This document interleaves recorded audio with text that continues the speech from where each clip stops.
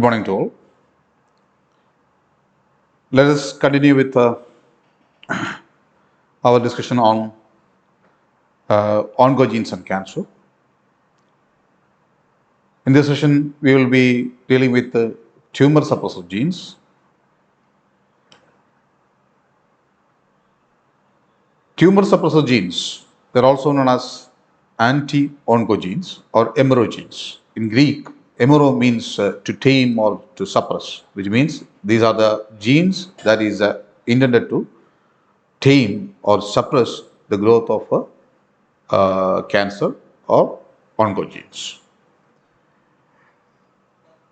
During the past few years, the interest in tumor suppressor gene has been increasing exponentially. Mutation of these genes transform normal cells to cancer cells. Cancer researchers have accumulated convincing evidences that a loss of growth inhibition exerted by these genes plays a major role in causing cancer. These genes encode for proteins which inhibit cell replication. When we come to the functions of the tumor suppressor genes, their main function is a repression of the genes that are essential for the continuation of the cell cycle. So usually cancer requires continuous cell growth. If a cell is continuously growing and dividing without receiving any regulatory signals, then that is a cancerous growth.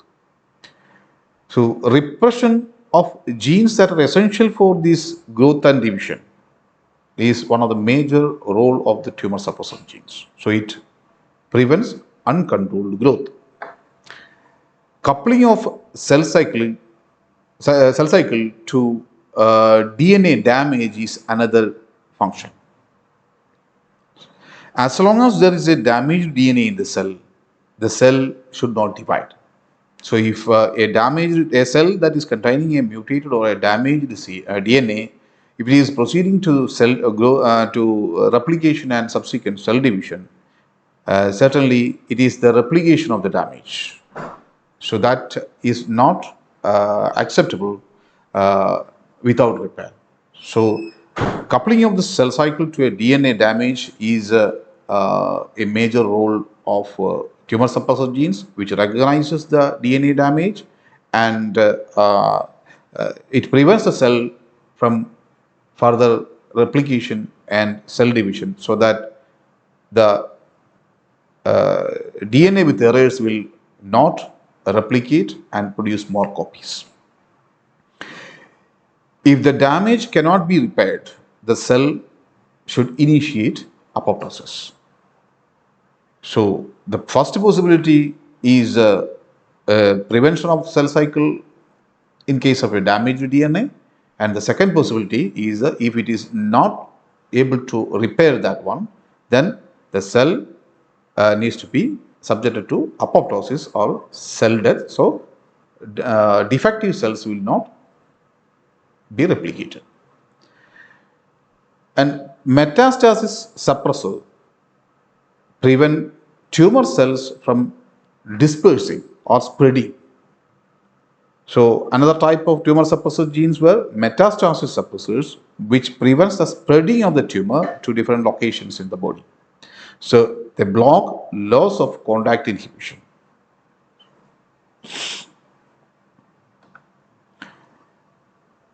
Then DNA repair proteins are usually classified as tumor suppressors as well.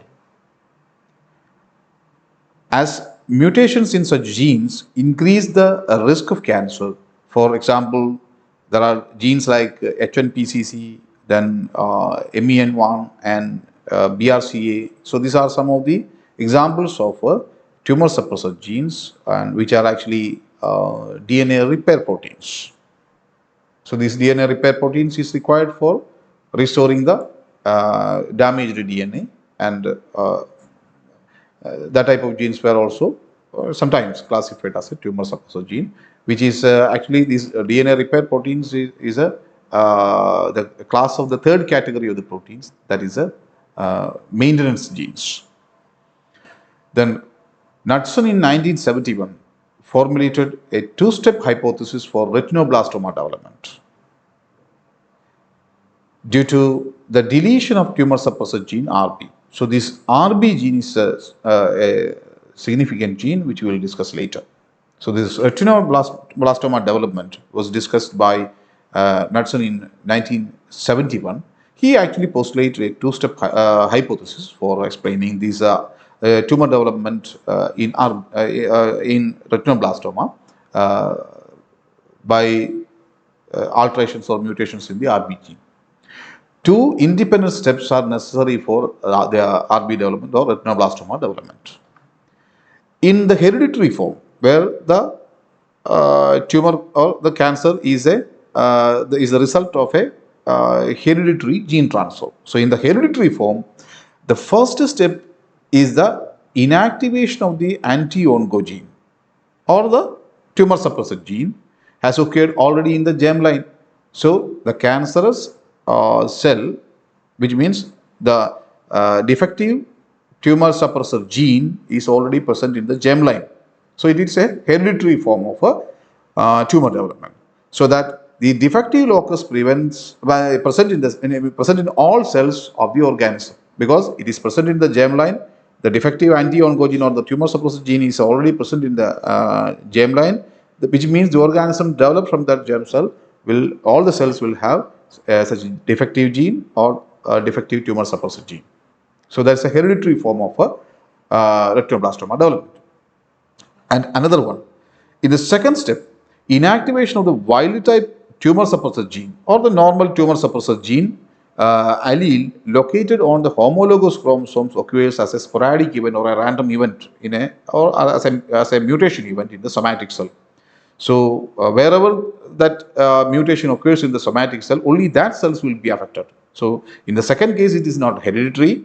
The normal wild type retinoblastoma cell genes will be mutated as a random or a sporadic event within the somatic cells, and those cells that is affected directly in the event of mutation will turn cancerous or that will be considered as a transformed cell. Knudsen's two-hit theory actually it postulates that when both are inactivated, the cells attain neoplastic proliferative capacity. So in every cell, as you know, we have two copies, because in either homologous or heterozygous conditions will be there. Homozygous or heterozygous conditions will be there, which means we have two copies of the same gene. And in such cases where such a tumor suppressor gene, a defective tumor suppressor gene needs to be developed, then that means both the copies of the gene needs to be defective. So then only the concerned tumor suppressor protein will not be expressed anymore. So in that case, we need two mutations in two separate homologs. So that both the homologous genes will be made defective in the event of mutation. So if such a two-step inactivation of both the genes is occurring, then that type of cells will attain a neoplastic proliferative capacity, or it turns to a tumorous cell. Many tumor suppressor genes like APC, DCC, and P53, etc., have been identified. They also act as many different points in the cancer progress. Many different points in the cancer progress. Okay, so here we have the tumor suppressor genes, some of them listed like DCC, then WT1, which is also known as 11P, then RB1, then the chromosome location is also given. That's in the 18th chromosome, the initial one, and the 11th one in the so the WT1 is in the 11th chromosome. RB1 is in the 13th, P53 in the 17th. So there are different genes, tumor suppressor genes, which is already well known and discussed. So their function is also given there. Their normal function, this normal tumor suppressor genes is having specific functions like cell surface interaction or transcription or transcription regulator or DNA repair roles. So various roles were assigned as the normal role for these proteins. But when they become defective, in the event of a mutation, these tumor suppressor genes will be defective, which leads to the formation of cancer. So there are some cases where Wilms tumor or retinoblastoma or breast cancer, different types of tumors were and familiar or means that is a familiar means that is a hereditary, or sporadic, in the random event of mutation, sporadic cancers can also occur. So different forms of cancer can occur in the event of a mutation in the tumor suppressor gene, which will render these tumor suppressor genes defective. That leads to the development of the tumor or the cancer. So this picture shows the hereditary retinoblastoma and the sporadic retinoblastoma. In the first case, we have a hereditary case where the RB gene is already defective in one of the homologs, and whereas one of the homolog is already having a normal gene. So the cell will normally function in that case. Somatic retinal cell or a heterozygous retinal cell with a single copy of the normal gene and a defective copy of the retinoblastoma gene is there. So in the event of a somatic mutation, which will transform the cell into a cancerous or a tumorous cell, that can occur in such cases where a single copy of the normal wild type gene is present. So the somatic mutation will convert these RB into RB defective gene. So both the copies of the retinoblastoma genes will be now defective in the event of the mutation, hereditary retinoblastoma, and this cell turns cancerous. Whereas in the case of sporadic retinoblastoma, as we discussed, both here we have the homolog with both the copies functional wild type. In the first event of somatic mutation, one of the copies were made defective, and in the second somatic mutation event, that is the second stage, then both the copies were made defective. Then only the cell turns to its cancerous nature. Then P53 tumor suppressor gene is one of the major role players in cancer development and its regulation. Among the anti-tumor suppressor genes, P53 has gathered most of the attention because this gene is more frequently altered in human cancers than any other genes. More than 50% of all tumors contain mutations in P53. In 1993, more than 1,000 research papers have been published on this single protein or single gene. Hence, it is nominated as the molecule of the year in 1953 by the Science Journal. So you can imagine the significance of this gene. This gene is related with more than 50% of the cancer development. Back in 1979, when P53 was discovered, no one would have nominated it for the molecule of the year. But within a short period, that's within about 14 years, the P53 or the role or significance of the P53 has been identified, and then it is nominated as the molecule of the year in 1993. The P in P53 that stands for protein, but it could also be stand for prevention. But actually, it is protein because there are other proteins with the suffix, with the prefix P. But here, actually, the P stands for protein, but we can attribute it as prevention also. But normally, it is not, because in the normal cell's action of P53 help to prevent the cancer. But there are other genes also which is prefixed with the P, like P21, for example. So P stands for protein. It codes for a protein of 53 kD. So that's a P53 is a protein of 53 kD. This gene also considered as the guardian of the genome because it takes a lead role in the body's anti-tumor army. The wild type P53 It regulates the cell growth and sends cell with damaged DNA into programmed cell death or apoptosis. If this gene is mutated, they lose their beneficial effects and push the cell to abnormal growth. So normally P53 is supposed to prevent the growth and division of the damaged or the cell that is containing the damaged DNA, and if it is beyond repair, then that cell is subjected to programmed cell death. So that is the role of the P53. And a defective P53 or a cell with defective P53 will be or will turn cancerous because it loses these abilities of cell cycle arrest and programmed cell death. To prevent the chromosomal replication, when we come to the functions of the P53, we can shortlist something like this. To prevent chromosomal replication under specific circumstances, such as the presence of a damaged DNA. So it prevents the cell cycle or chromosome replication.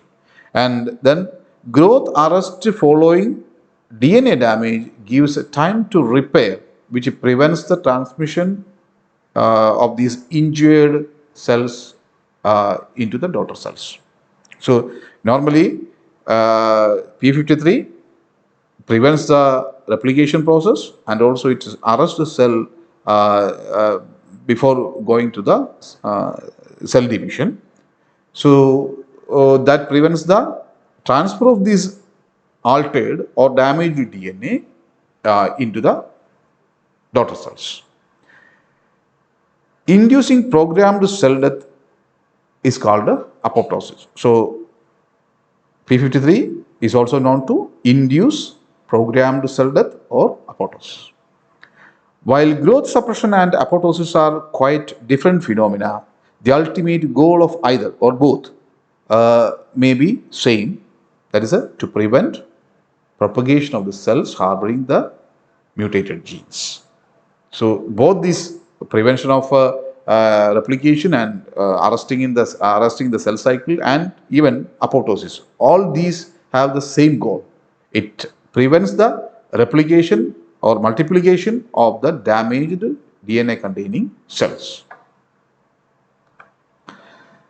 This picture shows normal P53 or wild type P53, which is a tetramer, and the role is to bind with SV40 T antigen, or it binds with some DNA binding sites, and it activates or represses some promoter binding sites, so that further replication is not uncontrolled replication of the cell is not possible in the presence of P53. So the P53 binds with various effector molecules and regulates the replication or uncontrolled replication and division of the cells. So in the presence of P53, the replication of the cell or the multiplication of the cell is limited. Whereas in the absence of P53, a P53 defective cell, the target genes are not activated and there is an increased gene amplification. So these P53 will not bind to the DNA and regulate the replication process. So which means the genes will be in a more active state. The cell will move forward into uncontrolled replication and cell division. So that means we have an uncontrolled cancerous growth in the absence of P53. Then another possibility is that there will be a P53 gene. It is not defective. There will be a P53 gene, but that will be defective or it will malfunction because of some of the subunits that or at least one of the units of the P53, the tetramer, may be non-functional, which also results in the same result, that is the cell will turn cancerous and there will be uncontrolled growth of the cells. So only in the case of the tetramer with normal functions of the P53, the cell cycle regulation will occur. So here is another representation in which the DNA, normally that DNA, if it is there, P53 has no role, but if there is an irradiation or some other mutagenic event which results in a DNA damage, maybe a break, and that activates the P53 binding. So P53, once it is bound, it is having two outcomes. One, the P53 may arrest the cells at G1 phase and checkpoint, G1 phase checkpoint, and the cell cycle will be blocked at that point, checkpoint. So it will give the cell more time for repair. So the repair machinery or repair mechanism in the cell will work on that DNA to repair using various repair mechanisms. And if it is repairable, the cell will be restored. And if it is not possible, the second function of the P53 is to lead the cell into the apoptosis and programmed cell death. So if the irreparable or the cells beyond repair or the damage beyond repair will be subjected to apoptosis or programmed cell death. And now let's see how P53 works. Phosphorylated P53 is known to activate transcription factor, activates the transcription of a P21 gene. So there is a gene P21, or a gene coding for P21, and this phosphorylated P53 is known to activate the production of a P21 gene.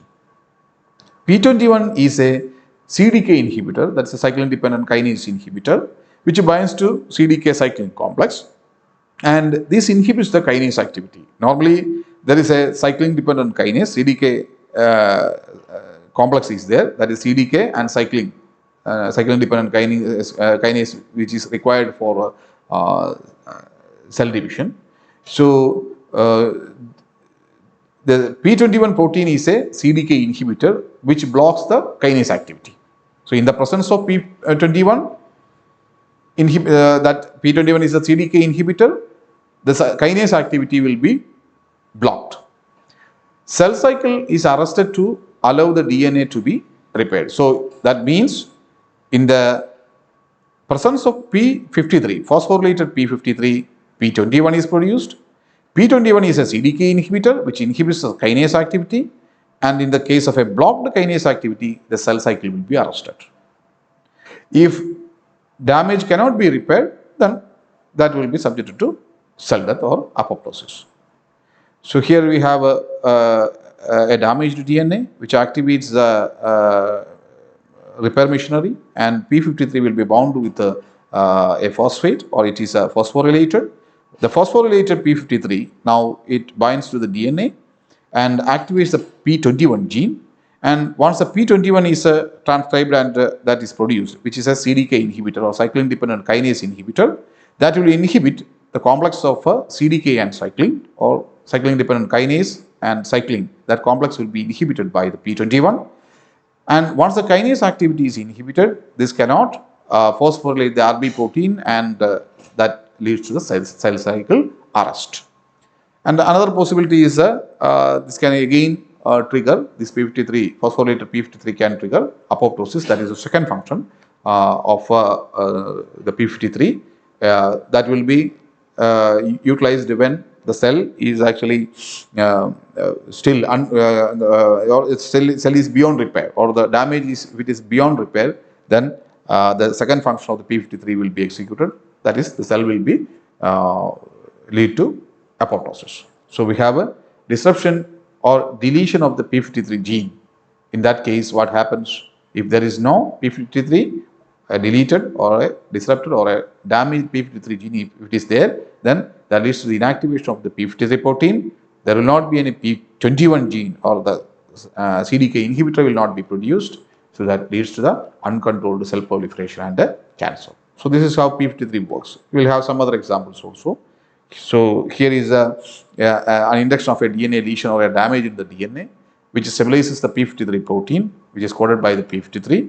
So in the case of a damage, the P53 will be stabilized, and that will bind to the promoter of WAF1 gene. So this gene P53 will activate the coding of the WAF1 gene, which codes for the PIP21 protein. So this is the kinase inhibitor, CDK inhibitor, and that will go and bind to the cycling CDK. That is a cyclin dependent kinase and CDK complex will be inhibited by the PIP21 once it is produced, and there will not be any kinase activity. So that if there is no kinase activity, the cell cycle will be arrested. If no kinase activity, the cell cycle will be arrested at G1 point. We can describe this entire process something like this. So in the structure of the P53, we can see that it's a human P53 is a 393 amino acid phosphoprotein. This gene is more than 20 kb with 11 exons.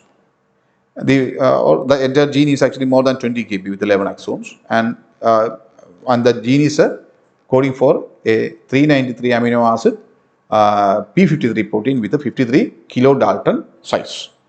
In humans, it is located at the short arm of the chromosome 17. Now, the mechanism of action of P53, P53 has an important role in maintaining the DNA integrity. Level of P53 increases in response to DNA damage. P53 protein stimulates the production of another protein, that is a P21, which in turn inhibits the key enzymes required to drive the cell through the cell cycle, the cyclin dependent kinase and other things. Then the protein cyclins and cyclin dependent kinases are important in the cell cycle regulation. P53 proteins turn on another gene, the product of which binds to the cyclin dependent kinase, which is a WAF1 gene. The another gene is a WAF1 gene which produces the P21. So P53 proteins turn on another gene, that is a WAF1 gene, the product of which P21 binds to the cyclin dependent kinase or cyclin dependent complexes and negatively regulate or down regulate it.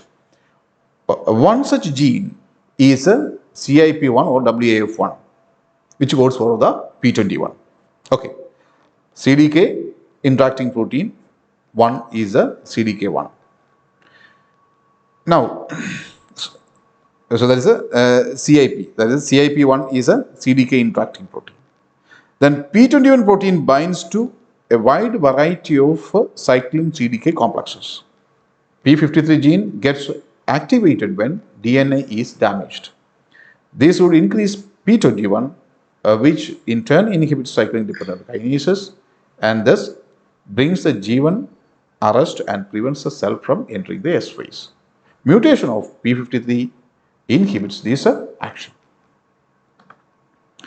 So this is the overall pathway. We have two pathways. One is a P53 based pathway and another one is a RB pathway. So both results in the same result. You can see that here there is an oncogenic signal, and which the up arrow means there is an upregulation or increase in transcription activity, whereas the other one, the level of that concerned protein will go down, so that that is a down regulation.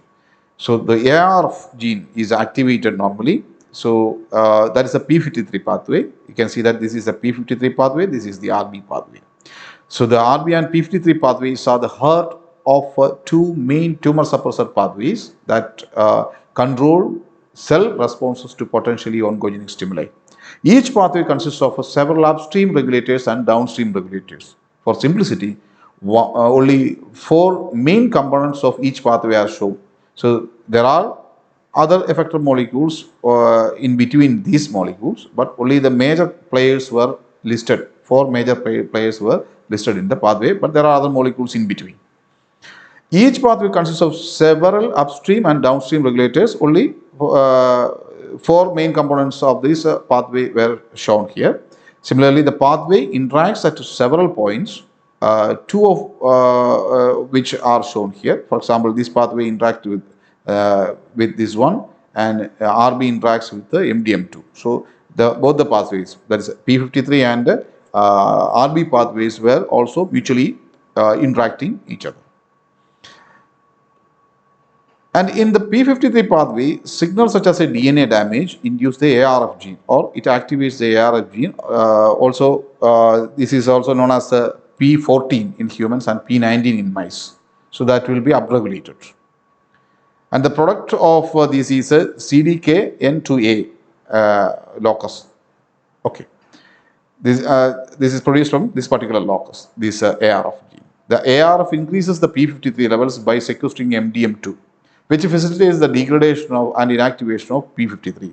Usually, the MDM2 is supposed to downregulate P53. That is, if there is a high concentration or high quantity of MDM2, then P53 will be inactivated and removed.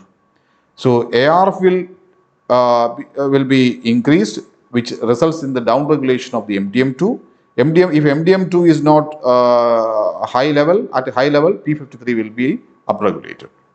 So at high levels of P53, then both these genes will be upregulated. WAF1 or BX, these genes will be upregulated, which results in other, for example, WAF1 gene code for P21.